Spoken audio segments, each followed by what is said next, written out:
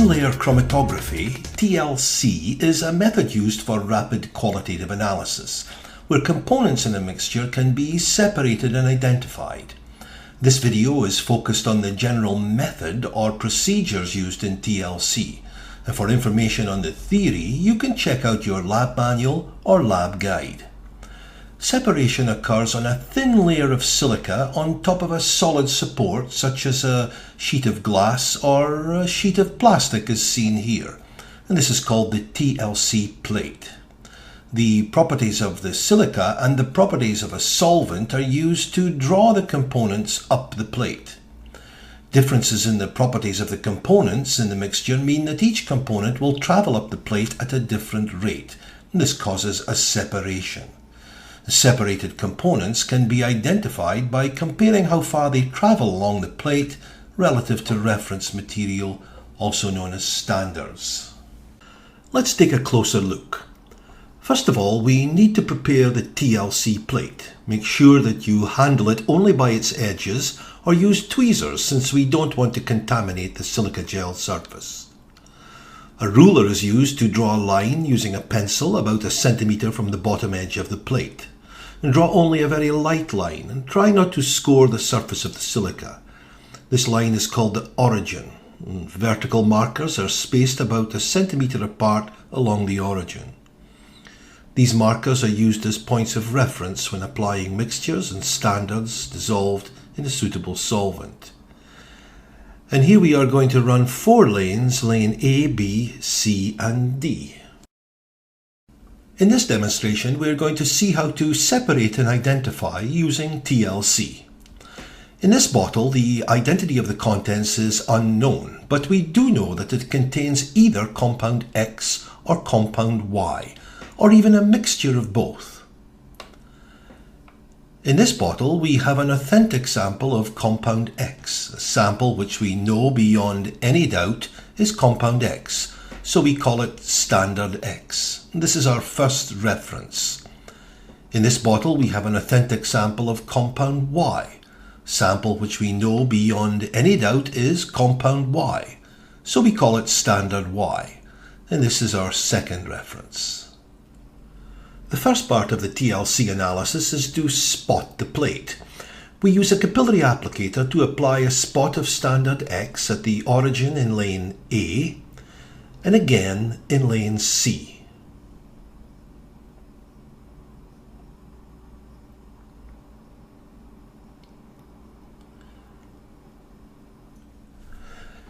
Now in lane B at the origin, we apply a spot of standard Y, and once more at the origin in lane C.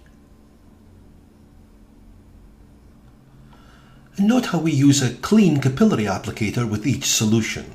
This is to avoid cross-contamination between the lanes.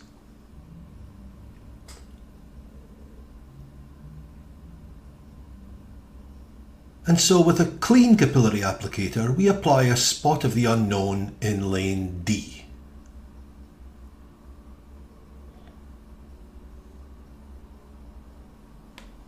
So looking at the spotted plate, we have standard X in lane A, standard Y in lane B. In lane C we have a mixture of standards X and Y.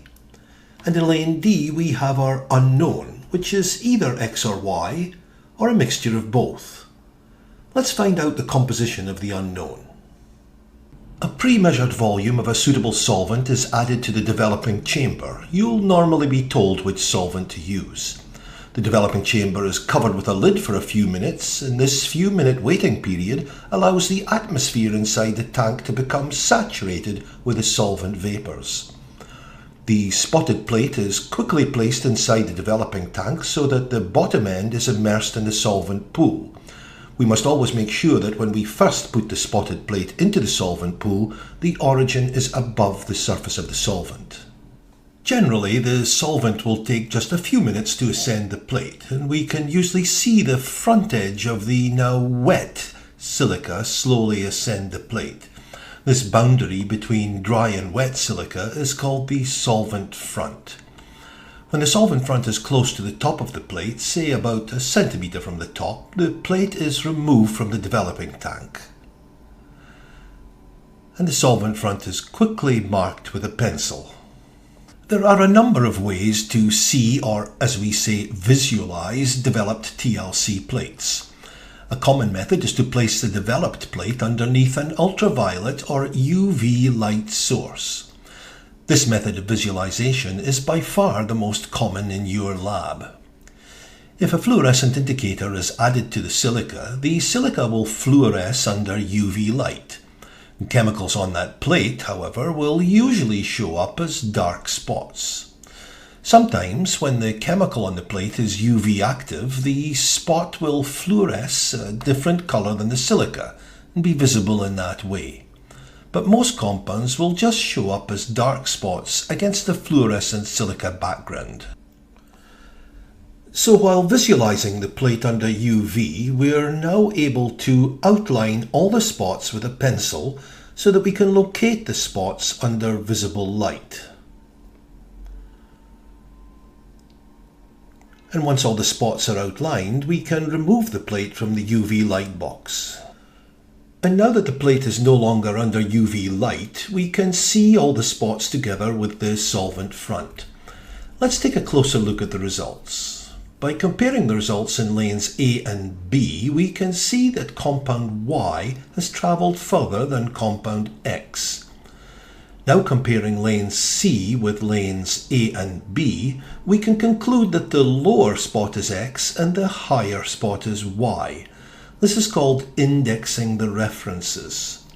Finally, we can now compare the unknown in lane D with the standards or references in lane C. This allows us to identify the unknown. Although it's pretty clear from this result that the unknown was actually compound X, we can also characterize spots on developed TLC plates by their RF value. The RF value for any spot is equal to the distance moved by that spot in millimeters divided by the distance moved by the solvent, also in millimeters. Now, using this developed plate as an example, and assuming that RF values for the spots 1 and 2 in lane C have already been determined, let's now obtain the RF for the single spot in lane D. The distance moved by the spot from the origin to its centre is 28.0 millimeters, and the distance moved by the solvent from the origin through the spot to the solvent front is 80.0 millimeters. The RF for this spot is thus calculated to be 0.35. Note that it's customary to report RF values to 2 decimal places.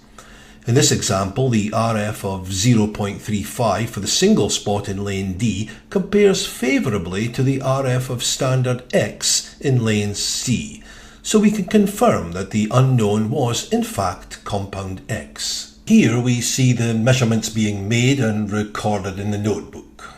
RF values calculated and also recorded.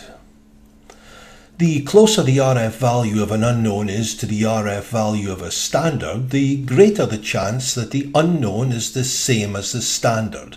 This is what allows us to identify unknowns in mixtures by comparing RF values of the unknowns with those of standards.